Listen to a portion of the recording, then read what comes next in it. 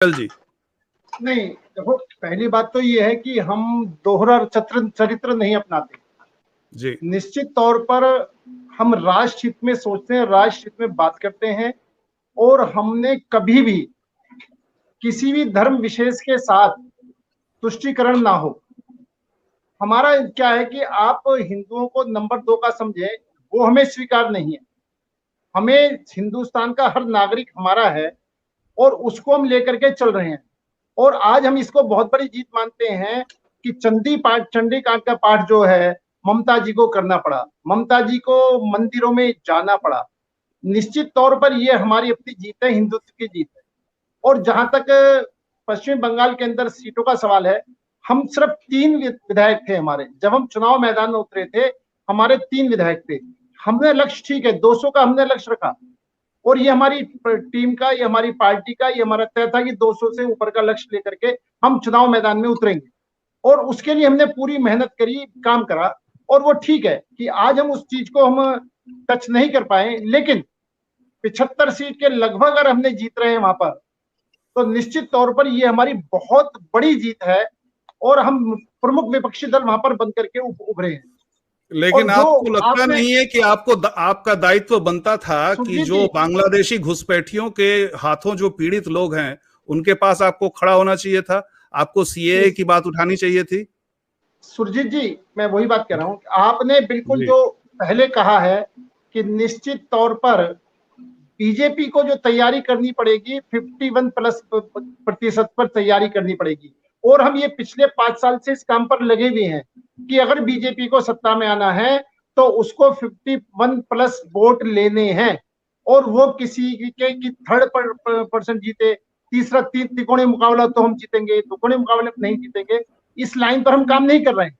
हम तो बिल्कुल उसी लाइन पर काम कर रहे हैं कि आमने सामने वाली टक्कर पर भी हम जीते। इसमें बीजेपी का संगठन पूरी तरीके से लगा हुआ है। और मैं एक बात और आपको बता देना चाहता हूं कि निश्चित तौर पर आपने देखा भी होगा कि बीजेपी चुनाव होने के बाद जीतना हारना जो भी जनता देती है समर्थन, उसको सिर माथे पर लगकर अगले चुनाव की तैयारी में लग जाते हैं। नरेंद्र मोदी जी सरकार होने के नाते देश को कैसे चलाना है, जेपी नड्डा जी हमारे राष्ट्राध्यक्ष होने के नाते संगठन को कैसे चलाना है, दोनों अलग अलग टीम लेकर काम कर रहे हैं। और हम निश्चित तौर पर, ये ठीक है कि हम 75 से, लेकिन आप एनआरसी और सीएए पे मुंह नहीं खोल रहे हैं, कुछ बोल नहीं रहे हैं। क्या वो गलती थी, मोदी सरकार की गलती थी एनआरसी और सीएए? अगर गलती नहीं थी तो वो मुद्दे उठाए क्यों नहीं गए? नहीं सुरजीत जी, वो जो आप कह रहे हो, मेरी बात, सबसे बड़ी बात क्या है कि आज बेशक ममता जी की पार्टी जीत गई, लेकिन ममता जी खुद वहां से हार गई हैं। ये भी एक बहुत बड़ी उनकी जीत है। और सबसे बड़ी क्या है कि जब ये बाकी विपक्षी दल एक चीज देख लेते हैं कि हमें बीजेपी को रोकना है, अपने आप को खत्म करके भी बीजेपी को रोकना है। आप देखें, लेफ्ट ने अपने आप को खत्म करा, कांग्रेस ने अपने आप को खत्म करा, और यही प्रश्न विनोद जी के पास ले जा रहा हूं। दिल्ली के अंदर भी कांग्रेस ने अपने आप को खत्म करा भाजपा को रोकने के लिए। तो निश्चित तौर पर जो पार्टियां अपने आप को खत्म कर रही है भाजपा को रोकने के लिए, वो अपने पैरों पर खुद कुल्हाड़ी मार रही है, वो खत्म हो रही है। और भाजपा हमें 51% वोट कैसे मिले, इस पॉलिसी पर बिल्कुल चल रही है और चलेगी। और निश्चित तौर पर जो भी कमियां हैं रहेंगे, हम आगे ठीक करके आगे बढ़ेंगे। तो मैं आपको बता दूं, मैंने ऐसा चुनाव शायद नहीं देखा जिस प्रकार साधन एक इंस्टीट्यूशन का दुरुपयोग हुआ। अरे बात तो सुन लीजिए, नहीं देना चाहिए। 200 पार भैया, हम क्यों हारे हैं? हम तो जीते, हारी तो ममता हारी है। आप कम से कम आप दावा कर रहे हैं कांग्रेस 0, राहुल गांधी का सवाल नहीं है, कांग्रेस 0 पे राहुल गांधी का सवाल नहीं। आपके मतलब राहुल गांधी ने मंच से नहीं कहा था 200+? क्या राहुल गांधी ने कहा 200+? विषय राहुल गांधी, नारा क्या राहुल गांधी ने दिया 200+? भैया मेरे, अरे राजनीति में जवाबदेही भी होती है कुछ। आप वहाँ 0 कैसे हो गए? आप वहां पर, मैं बता रहा हूँ,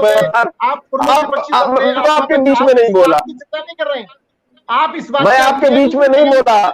अनिल जी को बोलने दीजिए, अरे आप चर्चा हो जाए, कहीं ना कहीं विनोद जी को बोलने दीजिए, आप अपनी जनता हार गए आपके।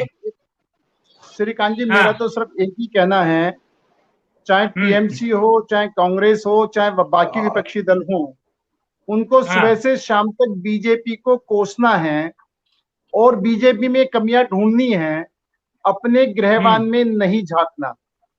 पहली बात ये सबसे बड़ा जो है, और वो ठीक है, वो कर रहे हैं और धीरे धीरे वो खत्म हो रहे हैं।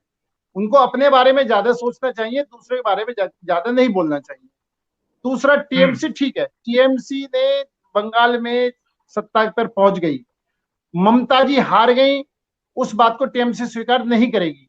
ना करे अच्छी बात है, और नहीं, और इसी तरीके से अगला चुनाव भी लड़े और ममता जी हार जाए तो और भी ज्यादा अच्छा रहेगा कि ये इस हार को स्वीकार ना करें, अपनी गलती को स्वीकार ना करें। मैं एक बात और आपके चैनल से, सत्यप्रज्ञ के चैनल से कहता हूं कि ममता जीती नहीं है, सही मायनों में जिस राह पर अब ममता के कार्यकर्ता चल पड़े हैं, उस राह पर वो ममता जी को पूरी तरीके से जीरो करने के रास्ते पर चल पड़े हैं। चुनाव का रिजल्ट आया नहीं, भाजपा के उम्मीदवारों के ऊपर पथराव शुरू हो गया। चुनाव का रिजल्ट आया नहीं, भाजपा के कार्यालयों पर आग लगनी शुरू हो गई। चुनाव का रिजल्ट आया नहीं, भाजपा को घेरना शुरू कर दिया। ये जो गुंडागर्दी शुरू करी है, वो पूरे देश की जनता स्वीकार नहीं करेगी। भाई, आपने अपनी जीत की है, जीत को आप स्वीकार करो और लोकतंत्र के तरीके से चलो, गुंडाई तरीके से मत चलो। जिस तरीके से गुंडाई तरीके से तुम चल रहे हो, निश्चित तौर पर तुम अपना पतन कर रहे हो। इसी तरीके से इलेक्शन कमीशन के ऊपर ये विवाद कर रहे हैं कि मैं नंदीग्राम में हारी हूं तो मैं कोर्ट में जाऊंगी, नंदीग्राम से हारी होंगी तो मैं जगह जगह शिकायत करूंगी, लेकिन बंगाल से जीती हूं तो मैं शिकायत नहीं करूंगी। अरे भाई, अगर आप चुनाव आयोग को निष्पक्ष नहीं मानते तो इस रिजल्ट को भी निष्पक्ष मत मानो। आप अपनी हार को अच्छा, अनिल गोयल जी, एक लाइव क्वेश्चन पूछ रहा हूँ, मुझे आगे भी जाना है, मुझे आगे भी पहुंचना है आरबी उपाध्याय और जनेंद्र जी से। श्रीकांत जी, एक सेकंड बस। श्रीकांत जी, अगर आप अपनी हार को स्वीकार नहीं करो तो अपनी जीत को भी स्वीकार मत करो। अगर हारते हो तो ईवीएम खराब, जीतते तो हम जीते, तो निश्चित तौर पर आपकी कथनी और करनी में अंतर आना चाहिए। अनिल भाई, एक और सवाल है, दाढ़ी काम नहीं आई इस बार? हाँ जी, सॉरी, क्या? दाढ़ी काम नहीं आई? दाढ़ी जो थी नहीं, देखो, जो बढ़ा ली थी श्रीकांत जी, अब तो मुझे लगता है ट्रिम हो जाएगी, कट जाएगी। नहीं लगता है जनेंद्र जी को बोलूंगा या दयाशंकर जी को बोल दूंगा, यही एक ट्रिमर भेज देंगे लोक कल्याण मार्ग। श्रीकांत जी, नहीं, मैं जनेंद्र जी इतना तो मेरे लिए नहीं देंगे। दाढ़ी का रखना या ना रखना वो विषय नहीं है। विषय ये है कि हम 200 प्लस के लिए हमने निश्चय करा और 200 प्लस के लिए हमने चुनाव लड़ा, रिजल्ट कुछ भी रहा हो। और कोई भी चीज को अगर आप, क्रिकेट टीम भी जाती है, लक्ष्य लेकर चलती है, लक्ष्य छू पाती है, ठीक है, नहीं छू पाती है, ठीक है, लेकिन हम लड़े, हमने बायकॉट नहीं करा, हमने आत्मसमर्पण नहीं करा, हमने ये नहीं कि हमारे